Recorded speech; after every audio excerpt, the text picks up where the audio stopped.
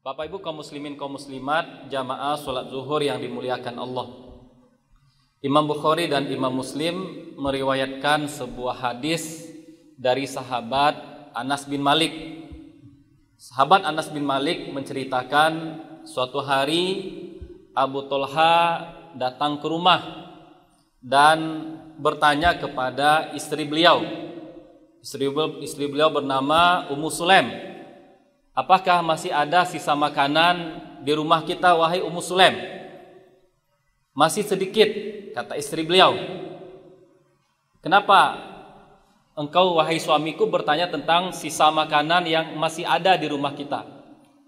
Dijawab oleh Abu Thalha bahwa tadi beliau baru saja mendengar Rasul sallallahu alaihi wasallam berbicara, dan saya merasa dari nada pembicaraan Rasul beliau sedang lelah, beliau sedang lapar.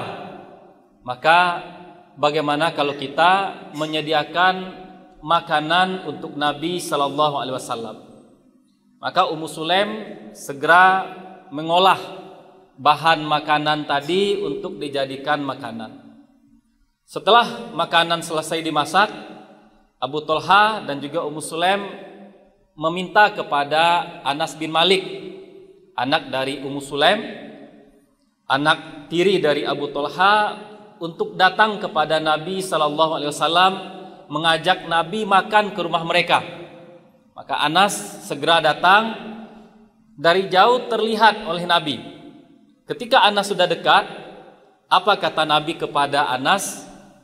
Wahai Anas, apakah Abu Thalha yang mengirim engkau untuk datang ke sini? Benar, kata Anas. Kemudian kata Nabi lagi, apakah Abu Thalha mengutus engkau ke sini untuk mengundang saya makan ke rumahnya? Benar, kata Anas bin Malik. Dan kebetulan ketika itu Nabi tidak hanya sendiri. Nabi bersama dengan sahabat yang lain yang jumlahnya lebih dari 50 orang. Maka apa kata Nabi kepada para sahabat beliau? Ayo kita berangkat ke rumah Abu Thalha. Maka berangkatlah Nabi. Dari kejauhan nampak oleh Abu Thalha dan Ummu Sulaim. Yang datang bukan hanya Nabi. Maksud mereka tadi mengundang hanya Nabi seorang, tapi oleh Nabi diajak sahabat-sahabat yang lain. Maka Abu Thalha kaget. Kata beliau kepada Ummu Sulaim, yang datang tidak hanya Nabi, ternyata rombongan yang jumlahnya lebih dari 50 orang. Bagaimana ini, kata Abu Thalha? Jawaban Ummu Sulaim sederhana saja. Allahu a'lam. Allah wa rasulu a'lam. Allah dan Rasulnya yang lebih mengetahui. Maka Nabi SAW yang mula-mula masuk ke dalam rumah, minta izin, kemudian minta kepada Abu Thalha dan Ummu Sulaim untuk menghadirkan makanan yang sudah disiapkan. Sahabat yang lain menunggu. Maka ketika makanan tadi sudah dihidangkan kepada Nabi, makanan tadi didoakan oleh Nabi, makanan tadi disentuh oleh Nabi agar ada keberkahan dalam makanan ini. Setelah itu Nabi memanggil sahabat 10 orang untuk masuk menyantap makanan yang dihidangkan. Sampai akhirnya sahabat yang lebih dari 50 orang tadi menyantap makanan yang ada. Makanan yang semula hanya untuk 2 orang atau 3 orang, tapi bisa dinikmati oleh 50 sampai 70 orang. Bahkan lebih dari itu, makanan ini masih tersisa, masih bisa dibagikan kepada para tetangga. Ini keberkahan dari Nabi. Salah satu mukjizat dari mukjizat Nabi sallallahu alaihi wasallam. Bapak Ibu kaum muslimin kaum muslimat yang dimuliakan oleh Allah, ketika kita membaca tentang sirah atau tentang biografi dari sahabat Abu Thalha, kita akan mendapati beliau adalah salah seorang sahabat yang memang sangat dermawan. Sahabat yang suka membantu dan berbagi dengan orang lain. Sahabat yang sangat memuliakan tamu ketika ada tamu ke rumah beliau. Mungkin kita juga pernah mendengar tentang kedermawanan sahabat Abu Thalha. Ketika firman Allah dalam surat Ali Imran yang berbunyi, lan tanalul birra hatta tunfiqu mimma tuhibbun. Kalian tidak akan mencapai derajat albir, derajat kebaikan, sampai kalian menginfakkan sesuatu yang kalian paling cintai. Ketika ayat ini dibaca oleh Abu Thalha, beliau langsung datang menemui Nabi SAW. Berkata kepada Nabi, "Wahai Nabi, harta saya yang paling saya cintai adalah sebuah kebun di daerah yang namanya Bayruha. Kebun ini sangat saya cintai.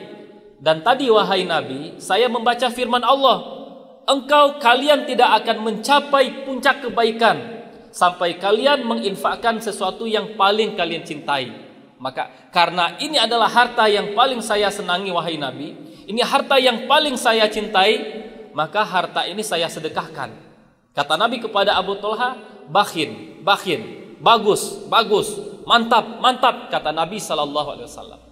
Bapak Ibu kaum muslimin, kaum muslimat, jamaah salat zuhur yang dimuliakan oleh Allah. Ketika kita melihat kehidupan para sahabat secara umum, kita akan mendapati tentunya mereka adalah orang-orang yang sangat mencintai Nabi. Mereka mencintai Nabi bahkan lebih dari diri mereka sendiri. Tidak ada di antara seorang pun para sahabat yang mereka rela melihat Nabi tersakiti. Mereka selalu mendahulukan Nabi. Coba kita lihat sahabat Abu Thalha, melihat Nabi dalam keadaan lapar, beliau langsung datang ke rumah. Beliau tidak tega, beliau tidak ingin melihat orang yang dicintai, Nabi pembawa risalah, berada dalam keadaan lapar. Kita juga mungkin pernah membaca tentang salah seorang sahabat. Ketika beliau ditawan oleh orang Quraisy, disiksa oleh orang Quraisy memberikan tawaran. Bagaimana kalau seandainya posisi engkau diganti dengan posisi Muhammad? Kami bebaskan engkau cari Muhammad, engkau tangkap Muhammad, kemudian Muhammad yang kami siksa. Apa kata sahabat ini kepada orang Quraisy? "Demi Allah, jangankan hal yang demikian akan saya lakukan. Di saat saya berada di rumah, di saat saya bercengkrama dengan anak dan istri saya, kemudian saya mendengar berita, mendapatkan kabar kalau kaki Nabi tertusuk duri, sungguh saya tidak redo dengan keadaan seperti ini. Apalagi kalau Nabi harus digantikan dengan saya, agar saya selamat dari siksaan, Nabi menggantikan saya. Saya nggak tega seperti ini." Seperti ini sahabat. Mereka karena begitu cintanya kepada Nabi SAW, tidak rela sedikit pun, tidak ingin sedikit pun melihat Nabi dalam keadaan kesusahan. Dan ini yang kita lihat dari pribadi Abu Thalha. Melihat Nabi dalam keadaan lelah, dari suara Nabi terbaca oleh beliau, Nabi lelah karena kelaparan, langsung pulang ke rumah. Ini yang pertama. Hal kedua yang bisa kita lihat dari sahabat Abu Thalha di sini adalah beliau memiliki sensitivitas, memiliki kepekaan yang tinggi. Hanya dari mendengar suara Nabi, beliau tahu Nabi sedang lelah, Nabi sedang dalam keadaan lapar. Hal ini sangat perlu kita miliki. Karena orang-orang yang cerdas adalah orang yang punya sensitivitas yang tinggi, punya kepekaan yang tinggi. Ketika mereka misalnya sedang berkunjung ke rumah temannya, mereka bisa membaca. Kalau temannya dalam keadaan yang tidak baik-baik saja, temannya ini membutuhkan sesuatu, tanpa teman tadi berbicara kepada dia, dari nada bicara temannya, dari raut wajah temannya, dia bisa merasakan kalau teman ini membutuhkan sesuatu. Tanpa diminta oleh temannya, dia memberikan bantuan kepada temannya. Ini yang sangat perlu kita miliki dalam kehidupan kita bermasyarakat. Kita perlu punya kepekaan, bisa merasakan apa yang dibutuhkan oleh orang lain, bisa merasakan apa yang disenangi oleh orang lain, bisa merasakan apa yang tidak disenangi oleh orang lain. Apalagi kita sebagai seorang suami atau perempuan sebagai seorang istri, untuk menjaga keutuhan rumah tangga, kepekaan ini sangat diperlukan. Bagaimana paham terhadap pasangan, bagaimana juga seorang ayah bisa paham dengan kondisi anak, peka dengan apa yang dibutuhkan oleh anak. Kalau kita lihat hadis-hadis Nabi, Nabi juga mengajarkan kita untuk menjadi pribadi-pribadi yang peka, pribadi yang bisa mengerti dengan keadaan di sekitar kita. Misalnya disebutkan oleh Nabi dalam hadis, "Laisa minna man bata syab'an wajaruhu jaw'an." Tidak termasuk dari umat saya, kata Nabi, seseorang yang dia tertidur di malam hari dalam keadaan kenyang, sementara tetangga yang ada di sekitarnya dalam keadaan lapar. Ini yang diajarkan oleh agama kita. Tidak perlu mungkin orang meminta kepada kita.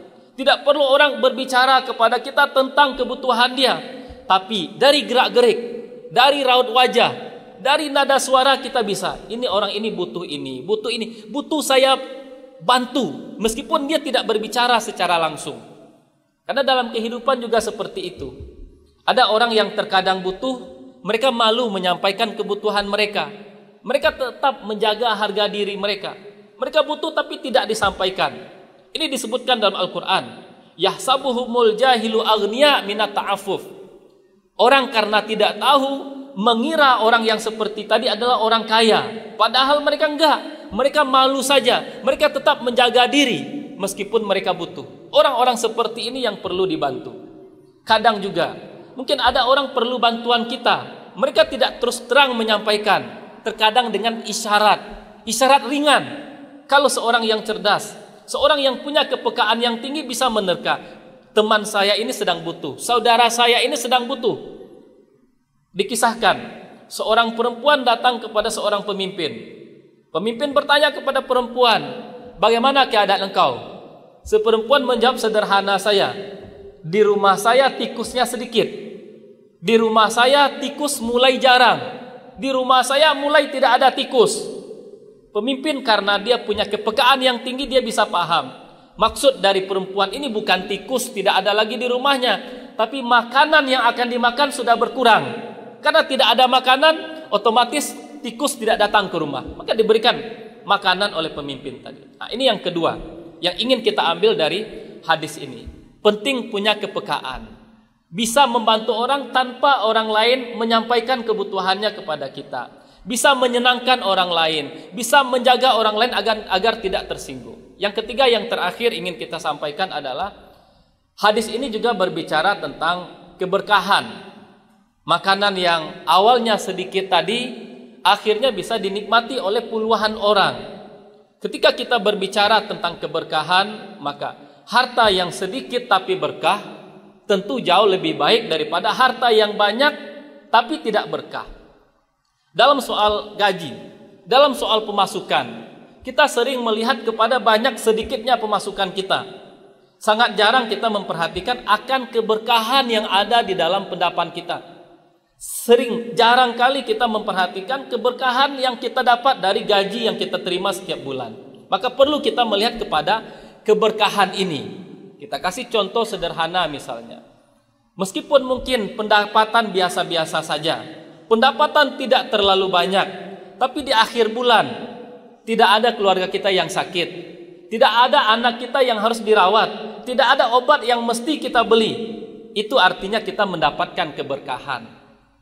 Tentu akan kurang nikmatnya meskipun pendapatan kita besar, tapi di rumah ada orang yang sakit, ada keluarga yang harus dirawat, ada obat yang harus kita beli. Sebesar apapun pendapatan kita, itu kenikmatannya akan berkurang.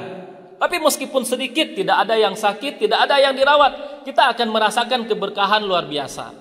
Begitu juga kalau seandainya pendapatan mungkin pas-pasan, tapi di akhir bulan tidak ada hutang yang harus kita bayar, tidak ada ini, tidak ada itu yang harus dibayar. Itu juga keberkahan. Mungkin bisa jadi pendapatannya pas-pasan juga, tetapi ketika dia berada di rumah, anaknya adalah anak-anak yang baik. Ketika dia pulang ke rumah, anaknya rajin belajar. Ketika seorang ayah pulang ke rumah, anaknya di rumah sedang sholat. Ketika seorang ayah pulang ke rumah, anaknya sedang belajar mengaji. Mungkin pendapatan pas-pasan.